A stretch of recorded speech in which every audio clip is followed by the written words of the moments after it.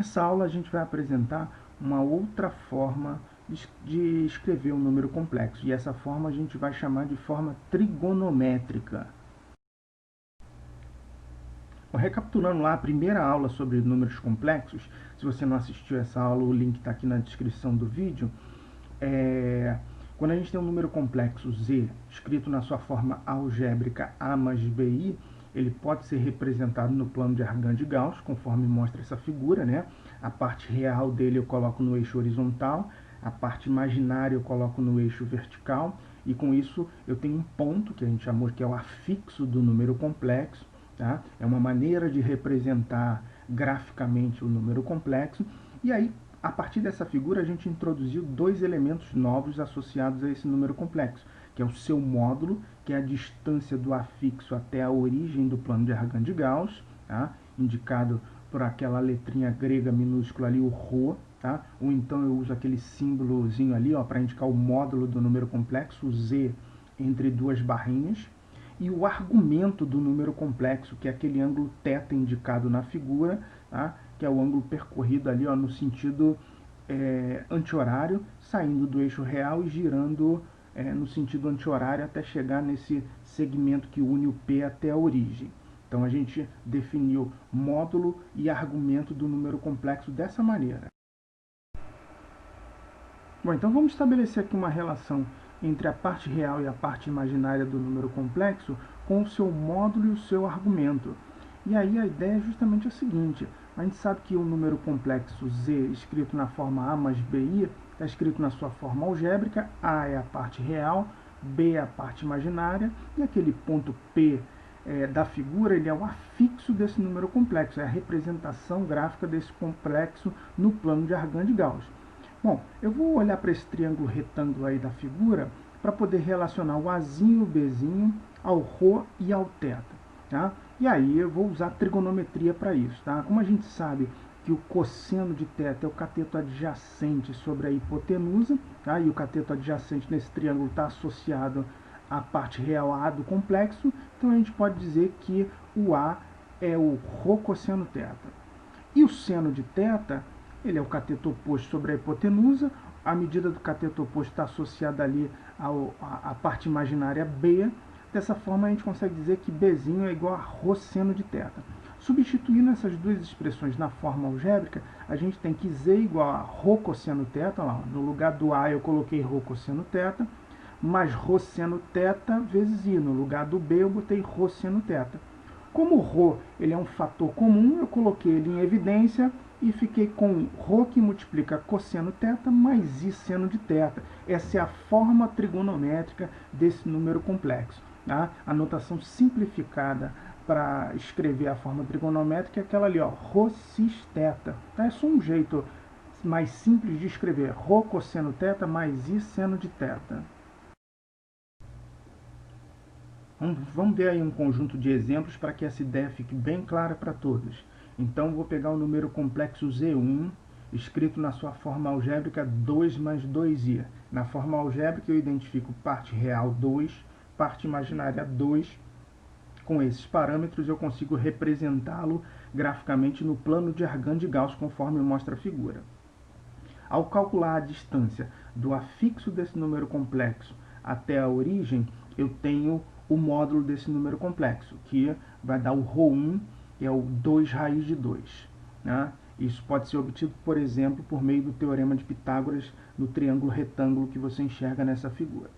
O argumento desse número complexo é aquele ângulo θ1 ali da figura, que em graus é 45 graus, em radianos é o π sobre 4.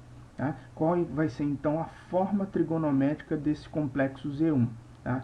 Vai ficar assim, ρ cosseno θ mais I seno θ, ou seja, 2 raiz de 2, que multiplica cosseno de π sobre 4, mais I seno de π sobre 4. Bom, segundo exemplo, Z2 é o 3i, ou seja, é um número complexo escrito na sua forma algébrica, que a parte real dele vale 0, a parte imaginária dele vale 3, tá? E aí o ponto que representa esse complexo, o afixo dele no plano de Argand de Gauss, é aquele ponto P2, está indicado na figura. Tá? Módulo desse Z2, distância do P2 até a origem, é o ρ2 que está indicado na figura. Nesse caso não há conta para fazer, é claro que o módulo é 3.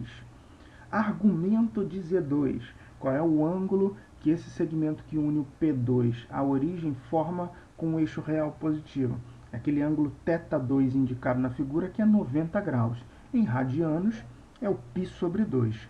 Qual é a forma trigonométrica, então, desse número complexo? É 3, que multiplica cosseno de π sobre 2, mais i seno de π sobre 2. Tá? Se você substituir o cosseno de π sobre 2 e o seno de π sobre 2 pelos valores que você conhece, tá? E efetuar a multiplicação por 3, esse é o caminho para você recuperar a forma algébrica desse número complexo. Tá? Então, substituindo os valores de cosseno de π sobre 2 e seno de π sobre 2 nessa expressão e multiplicando o resultado por 3, você volta para a forma algébrica desse número complexo. Vamos pegar aqui agora um exemplo 3, o número real menos 4. A gente sabe que o conjunto dos números reais está contido no conjunto dos números complexos. Né? Então vamos considerar o Z3 é o menos 4. Então essa é a forma algébrica de escrita desse número complexo. A parte real dele é menos 4 e a parte imaginária dele é 0. De modo que o ponto que representa ele no plano de Argand de Gauss é aquele ponto P3 da figura, o afixo desse número complexo. Né? Então vamos lá. Módulo desse complexo. Distância do P3 até a origem, está claro na figura que é 4. Argumento desse número complexo. Qual é o ângulo θ3 da figura? É 180 graus e em radianos isso é o π. Tá? Então qual é a forma trigonométrica do Z3? 4 que multiplica cosseno π mais i seno π. Tá? Se você quisesse usar aquela notação simplificada, você ia escrever 4x de π, tá bom? É só um jeito mais simples de escrever 4 cosseno de π mais i seno de π. Bom, e para o número complexo Z4, que é o 2 menos 2 raiz de 3i, está escrito na forma algébrica, a parte real dele é o 2, a parte imaginária dele é o menos 2 raiz de 3, o afixo desse complexo é esse ponto P4 aí que está na figura. Tá? E aí a gente tem que pensar um pouquinho agora quem seria o módulo e quem seria o argumento desse número complexo. Bom, então para encontrar o módulo desse número complexo, a gente pode, por exemplo, recorrer a esse triângulo retângulo que eu indiquei aí na figura, esse triângulo azulzinho aí da figura. Tá? Você vê, por exemplo, que os catetos são 2 e 2 raiz de 3. De repente tem aluno que vai achar, pô, mas o número ali é o menos 2 raiz de 3 no eixo vertical. Bem, mas aí, como eu estou trabalhando com a medida de um dos catetos, essa medida é um número positivo, né? O 2 raiz de 3, o comprimento. E o módulo desse número complexo, o ρ4 indicado na figura, é justamente a medida da hipotenusa. Então, aplicando o teorema de Pitágoras aí, eu vou ter que ρ4 ao quadrado é igual a 2 ao quadrado mais 2 raiz de 3 ao quadrado. Efetuando essas contas, a gente conclui que o ρ4 é igual a 4. Tá? Muito bem. E para encontrar o argumento desse número complexo, que é o θ4 da figura? Uma parte desse argumento é aquele ângulo alfa que está indicado no triângulo azulzinho. Então eu posso, por exemplo, usar as razões trigonométricas nesse triângulo azul marcado na figura. Eu vejo que o seno do alfa é o cateto oposto sobre a hipotenusa, 2 sobre 4 é meia. Então qual é o ângulo agudo que eu conheço que tem seno igual a meio? É o ângulo de 30 graus, que em radianos é o π sobre 6. Muito bem, e o θ4? Bom, eu vejo lá pela figura que o θ4 vai ser 270 graus mais os 30 graus que estão dentro desse triângulo azulzinho, ou seja, 300 graus. Em radianos é o 5π sobre 3. Dessa forma, uma vez determinado o módulo e o argumento de Z4, a gente consegue escrevê-lo na forma trigonométrica, que está aí, ó. Forma trigonométrica do complexo Z4 é 4 que multiplica cosseno de 5π sobre 3 mais i seno de 5π sobre 3.